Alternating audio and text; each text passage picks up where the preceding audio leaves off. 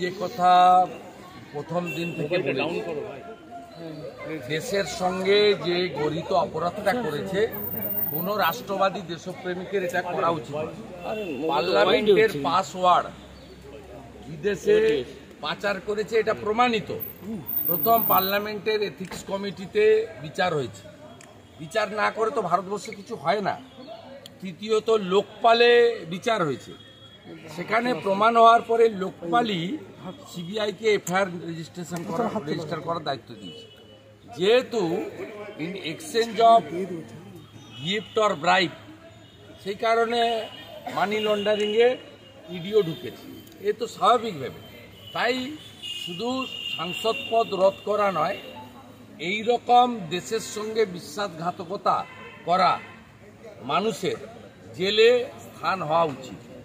তাই একটা সময় 2G স্পেকট্রাম কেসে যদি করুণানিধিজি প্রয়াত, তার মেয়ে গ্রেপ্তার হতে পারে কানি মাঝিজি, যদি দিল্লি লিকার স্ক্যামে মুখ্যমন্ত্রীর কন্যা এবং বিআরএসের নেত্রী কবিতা গ্রেপ্তার হতে পারে, তাহলে মহুয়া মৈত্র এই অবৈধ কাজের জন্য তার গ্রেপ্তার হওয়া উচিত।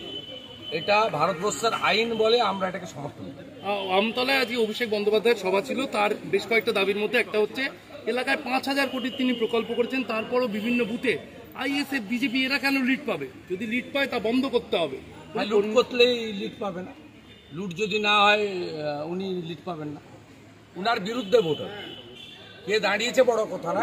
আর ওনার মিটিংয়ে উনি আজকে 137 জনকে ডেকেছিলেন, মিটিংয়ে আমার লোক ছিল সব জায়গায়। এনআইএ থেকে তলব করা হয়েছে, ওটা 137টা লোককে ডেকেছিল, অঞ্চল প্রেসিডেন্ট, ব্লক প্রেসিডেন্ট, কাউন্সিলর, 137 জনের মিটিং হয়েছে। ওনার মিটিংয়ে আলপিন থেকে এলিফেন্ট, আপনাদের শুনতে হবে না আমার কাছ থেকে।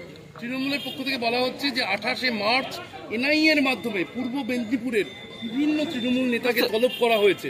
পূর্ব মেদিনীপুরে বিজেপি হারছে বুঝে এইভাবে এনআইএ নামিয়ে দেওয়া হচ্ছে দাবি তৃণমূলের। না না, আপনাকে দেখুন, হাইকোর্টের হস্তক্ষেপে এখানে এনআইএ যে কেসগুলো নিয়েছে তার মধ্যে একটা হচ্ছে পশ্চিম ভাঙনমারির কেস খেজুরি, সেখানে তৃণমূল নেতারা গ্রেপ্তার আছেন, অনেকে বাইরে আছে, এটা তো অনেক দিনের ওল্ড কেস। দ্বিতীয়ত হচ্ছে ওই আমাদের ভূপতিনগরের নাড়ুয়া বিলাতে যেখানে বিস্ফোরণ হয়েছিল, সেখানে হাইকোর্ট আপনার এনআইএ তদন্তের নির্দেশ দিয়েছিল। এটা প্রায় 8-10 মাস, 1 বছর হয়ে গেল ডাকাডাকি চলছে, তো সেই মামলায় এখনো গ্রেপ্তার হয়নি এবং সমস্ত কেসই পুরনো কেস। আমরা দায়িত্ব নিয়ে বলতে পারি এই কেসের সঙ্গে রাজনীতির কোনো সম্পর্ক নেই। যারা এই বিস্ফোরণ কাণ্ডে যুক্ত তাদের গ্রেপ্তারের দাবি আমরা আগেও করেছি, আজও করছি, এবং কোনো কেসের অর্ডার সরাসরি ভারতবর্ষের স্বরাষ্ট্র দপ্তর দেয়নি। কলকাতা হাইকোর্টের উচ্চতর বেঞ্চ, ডিভিশন বেঞ্চ, তারা এই সমস্ত দিয়েছে। তৃণমূল কংগ্রেস বা ভিকটিম যারা মনে করছেন, বলছেন যে আমরা ভিকটিম হয়ে যাচ্ছি, তারা সুপ্রিম কোর্টে যেতে পারতেন। যেমন রামনবমীর কেসে রাজ্য সরকার সুপ্রিম কোর্টে গেছিল, হেরে এসেছে। সেই কারণেই ডালখোলাতে 17 জন রাম ভক্তদের উপর ইট এবং পাথর ছোড়ারা জেলে আছে। শিবপুর হাওড়াতে 11 জন জেলে গেছে যারা রাম ভক্তদের উপর ছাদ থেকে পাথর ছুঁড়েছিল। রিসরা বাকি আছে, সুপ্রিম কোর্ট পর্যন্ত গেছে। তাই কোনো এর সঙ্গে কোনো রাজনীতি নেই। উল্টে আমি বলবো, পূর্ব মেদিনীপুর জেলার এসপি সৌমদীপ ভট্টাচার্যের নেতৃত্বে মিথ্যা মামলায় ভারতীয় জনতা পার্টির কর্মীদেরকে 107-এর মামলা কাটা হচ্ছে। আমাদের কর্মাধ্যক্ষ বিরোধী দলনেতা খেজুরি 2 পবিত্র দাস, কাঁথি সাংগঠনিক জেলার সম্পাদক, তাকে মূল মামলায় জামিন করার পরে অন্য মামলায় ট্যাগ করেছে, যে মামলাতে ওনার নাম এফআইআর নেই। আমাদের শিডিউল কাস্ট ছেলে, যুব ছেলে, আমাদের ভূপতিনগরের পঞ্চায়েতের মেম্বার দেবনাথ ভাই, তাকে জামিন করার পরে ময়নার 2022 সালের কেসে 2022 সালের কেসে ট্যাগ করেছে।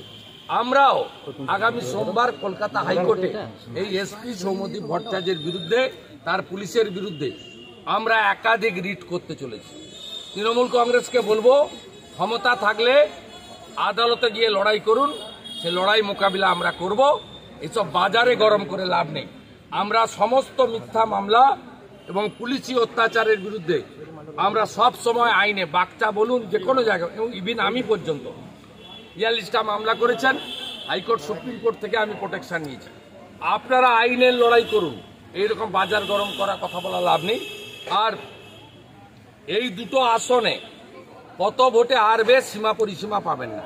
4 তারিখ বিকেলবেলা কথা হবে। আগামী 4 এপ্রিল ইডি দপ্তরে তলব করা হয়েছিল ম্যাথু স্যামুয়েলকে। ম্যাথু স্যামুয়েল তিনি আজকে তলবের উত্তরে চিঠি লিখে বলছেন যে ভোট এলেই কেন এই পলিটিক্যাল ড্রামায় আমায় বারবার।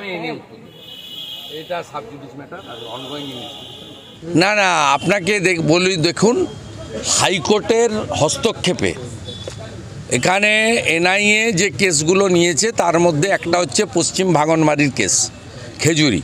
সেখানে তৃণমূল নেতারা গ্রেপ্তার আছেন, অনেকে বাইরে আছেন। এটা তো অনেক দিনের ওল্ড কেস। দ্বিতীয়ত হচ্ছে ওই আমাদের ভূপতিনগরের নাড়ুয়া বিলাতে যেখানে বিস্ফোরণ হয়েছিল, সেখানে হাইকোর্ট আপনার এনআইএ তদন্তের নির্দেশ দিয়েছিল। এটা প্রায় 8-10 মাস 1 বছর হয়ে গেল ডাকাডাকি চলছে। তো সেই মামলায় এখনও গ্রেপ্তার হয়নি এবং সমস্ত কেসই পুরনো কেস। আমরা দায়িত্ব নিয়ে বলতে পারি এই কেসের সঙ্গে রাজনীতির কোনো সম্পর্ক নেই। যারা এই বিস্ফোরণ কাণ্ডে যুক্ত তাদের গ্রেপ্তারের দাবি আমরা আগেও করেছি, আজও করছি।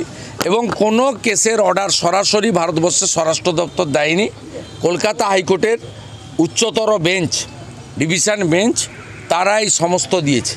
তৃণমূল কংগ্রেস বা ভিকটিম যারা মনে করছেন, বলছেন যে আমরা ভিকটিম হয়ে যাচ্ছি, তারা সুপ্রিম কোর্টে যেতে পারতেন। যেমন রামনবমীর কেসে রাজ্য সরকার সুপ্রিম কোর্টে গেছিল, হেরে এসেছে।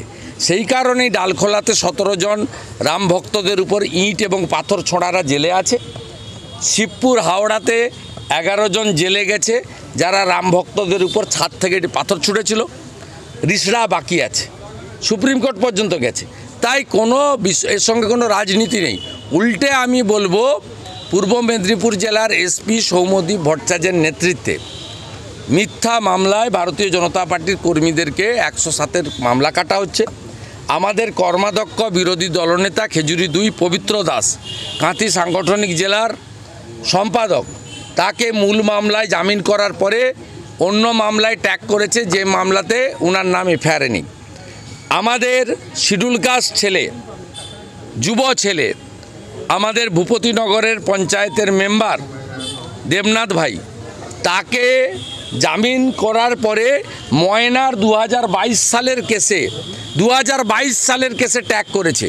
আমরাও আগামী সোমবার কলকাতা হাইকোর্টে এই এসপি সৌম্যদীপ ভট্টাচার্যের বিরুদ্ধে, তার পুলিশের বিরুদ্ধে আমরা একাধিক রিট করতে চলেছি। তৃণমূল কংগ্রেসকে বলবো, ক্ষমতা থাকলে আদালতে গিয়ে লড়াই করুন, সে লড়াই মোকাবিলা আমরা করব। এসব বাজারে গরম করে লাভ নেই। আমরা সমস্ত মিথ্যা মামলা এবং পুলিশি অত্যাচারের বিরুদ্ধে আমরা সব সময় আইনে বাগচা বলুন যে কোনো জায়গায়, এবং ইভিন আমি পর্যন্ত 42টা মামলা করেছেন, হাইকোর্ট সুপ্রিম কোর্ট থেকে আমি প্রোটেকশন নিয়েছি। আপনারা আইনের লড়াই করুন, এইরকম বাজার গরম করা কথা বলা লাভ নেই। আর এই দুটো আসনে কত ভোটে হারবে সীমা পরিসীমা পাবেন না। 4 তারিখ বিকেলবেলা কথা হবে। আগামী 4 এপ্রিল আমতলায় আজকে অভিষেক বন্দ্যোপাধ্যায়ের সভা ছিল। তার বেশ কয়েকটা দাবির মধ্যে একটা হচ্ছে এলাকায় 5000 কোটির তিনি প্রকল্প করেছেন, তারপরও বিভিন্ন বুথে আইএসএফ বিজেপি এরা কেন লিড পাবে? যদি লিড পায় তা বন্ধ করতে হবে। হ্যাঁ, লুট করলেই লিড পাবে না। লুট যদি না হয় উনি লিড পাবেন না, ওনার বিরুদ্ধে ভোট হবে। কে দাঁড়িয়েছে বড় কথা নয়। আর ওনার মিটিংয়ে উনি আজকে 137 জনকে ডেকেছিলেন। মিটিংয়ে আমার লোক ছিল, আমি সব জানি। এনআইএ থেকে তলব করা হয়েছে, মোট 137টা লোককে ডেকেছিল। অঞ্চল প্রেসিডেন্ট, ব্লক প্রেসিডেন্ট, কাউন্সিলর, মোট 137 জনের মিটিং হয়েছে। ওনার মিটিংয়ে আলপিন থেকে এলিফেন্ট আপনাদের শুনতে হবে না, আমার কাছ থেকে পেয়ে যাবেন। তৃণমূলের